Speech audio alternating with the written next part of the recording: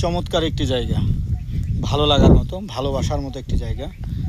নিবিড়, কোনো কোলাহল নেই, শুধু আছে পাখির কিচিমিচি ডাক। অপূর্ব সুন্দর একটি জায়গা।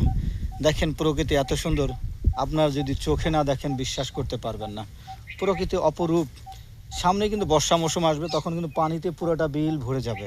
এখন অবশ্য নদীতে চলে আসছে পানি, দেখতে পাচ্ছেন নদীতেও চলে আসছে পানি, নদীতে অনেক পানি চলে আসছে। এই পানি যখন আরও নদীতে পানি বেড়ে যাবে তখন উপচে পড়ে বিলে কিন্তু পানি ঢুকে যাবে, তখন দেখতে সেই।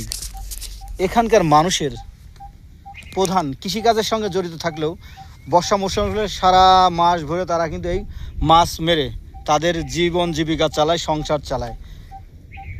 এখানে কিন্তু এখনও শহরের ছোঁয়া লাগেনি, দেখতে পাচ্ছেন নদীর পাড় দিয়ে আপনার যে রাস্তাটি চলে গেছে, এখানে কিন্তু শহরের ছোঁয়া লাগেনি। এটা হচ্ছে বিল, বিলের আশপাশে প্রচুর ঘরবাড়ি। এই ঘরবাড়ির মানুষজন যারা এখানে বসবাস করে, এই বিল থেকে তারা মাছ মেরে তাদের জীবন জীবিকা চালায়।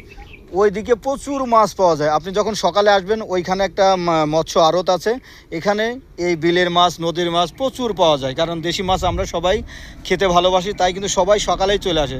চমৎকার একটি জায়গা, দেখেন অসাধারণ।